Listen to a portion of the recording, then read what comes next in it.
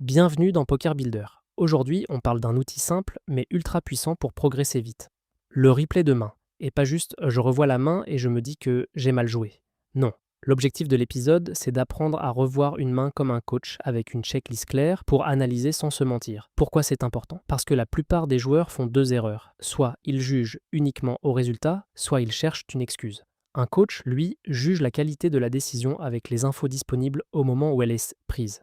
On va donc structurer notre analyse en 4 étapes: pré-flop, flop, turn, river. Et on terminera par un exemple complet, street par street, avec une question à se poser à chaque étape. Avant la checklist, une règle d'or. Pendant un replay, tu ne cherches pas le coup parfait. Tu cherches 1. Une décision clé, 2. Une amélioration simple, 3. Une logique cohérente sur toute la main. Partie 1, la checklist pré-flop. Pré-flop, tu dois répondre à 3 choses: position, profondeur, objectif. 1. La position. Qui est en position post-flop? C'est souvent ça qui dicte l'agressivité possible. 2. La profondeur. On parle en blinds effectives. À 20 blindes, on ne joue pas du tout comme à 100 blindes. Les sizing, les ranges et même la valeur de toucher une grosse main changent. 3. L'objectif de ton action. Tu open pourquoi? Pour voler? Pour jouer un pot en position? Pour isoler un joueur faible? Ou tu 3 bêtes pourquoi? Value? Bluff? Ou pour simplifier la décision? Question de coach pré-flop. Quelle est la raison principale de mon action? Et est-ce la meilleure option contre ce profil à cette profondeur, dans cette position? Partie 2. La checklist flop. Au flop, tu vas analyser texture, avantage, plan. 1. La texture du board. Est-ce dry connecté avec tirage couleur, tirage quinte? Est-ce un flop qui touche plutôt le relanceur pré-flop ou plutôt le défenseur? 2. Qui a l'avantage? On parle de range advantage et de nut advantage. Mais en version simple, qui a globalement les meilleures mains et qui a les mains très fortes? 3. Ton plan. Tu mises pour value? Tu mises en bluff? Ou tu contrôles la taille du pot? Et surtout, qu'est-ce que tu attends comme réaction adverse? Question de coach au flop. Si je mise, quelle main moins bonne me paie et quelle meilleure main je fais folder? Si la réponse est aucune, ta mise mérite d'être remise en question. Partie 3. La checklist turn. La turn, c'est la street où beaucoup de joueurs sautent au piège, parce qu'une seule carte peut changer toute l'histoire. À la turn, tu dois regarder. Est-ce une carte qui change tout? Et ensuite décider, continuer ou ralentir. Carte qui change tout, ça veut dire, est-ce que ça complète des tirages? Est-ce que ça change l'avantage de range? Est-ce que ça améliore ton équité, ou au contraire celle de vilain? Puis vient la décision. Si tu avais commencé à raconter une histoire au flop, est-ce que tu peux continuer de manière crédible? Et si tu values, est-ce que tu values encore? Ou est-ce que tu viens de tomber dans une zone où tu te fais payer seulement par mieux? Question de coach à la turn. Est-ce que cette carte rend mon plan du flop meilleur, identique ou pire? Et quelle est la conséquence logique sur mon sizing et ma fréquence de mise? Partie 4. La checklist river. River, on simplifie. Value fine, bluff ou abandon. Et on vérifie la cohérence de la ligne.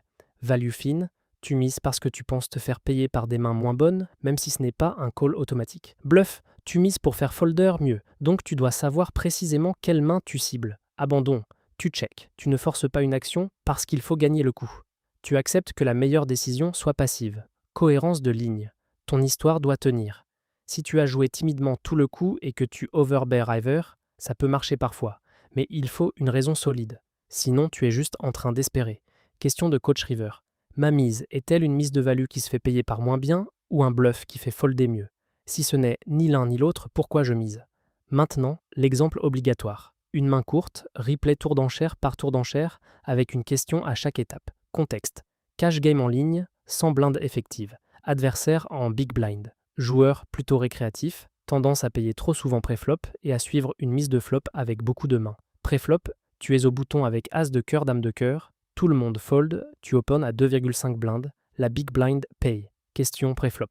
Mon objectif principal ici, c'est quoi? Value, vol ou jouer en position contre un profil qui paye trop? Réponse attendue, tu veux jouer en position, souvent prendre l'initiative, et value le fait qu'il défend trop. Flop, pot environ 5,5 blindes. Flop, dame de trèfle, 7 de pique, 2 de cœur. Vilain check. Tu as top pair, bon kicker. Action.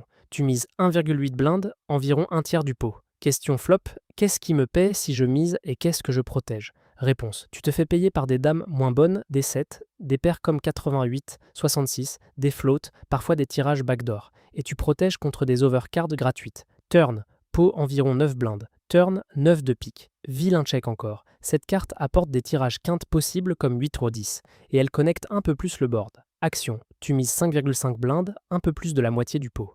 Question turn. Est-ce que cette turn rend mon value bet plus fin ou plus épais?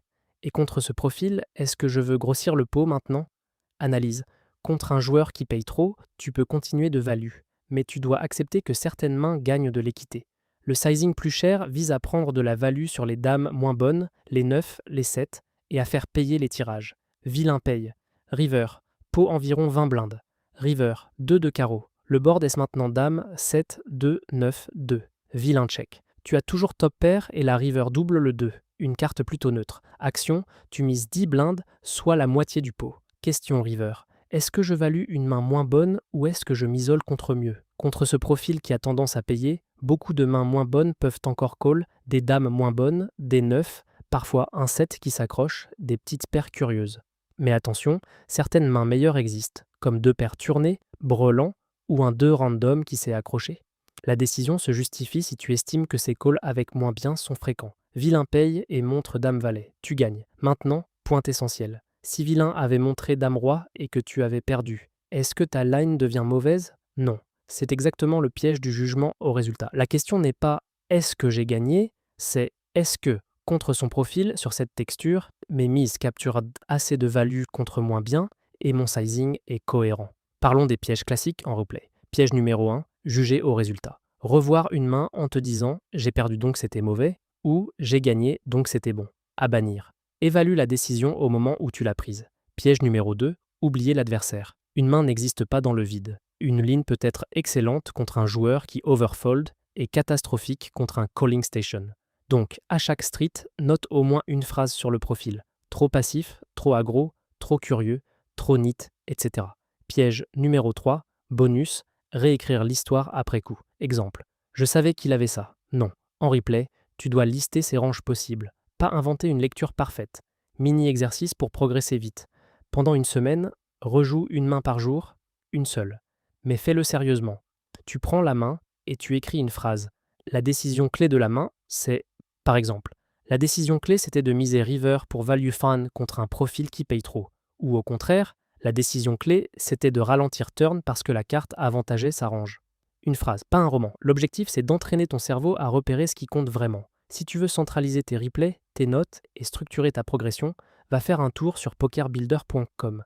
C'est une plateforme tout en un pour joueurs de poker. De quoi analyser, organiser ton travail et avancer avec une méthode sans te disperser. Pour résumer la checklist du coach, pré-flop, position, profondeur, objectif, flop, texture, avantage, plan. Turn, carte qui change tout et adaptation.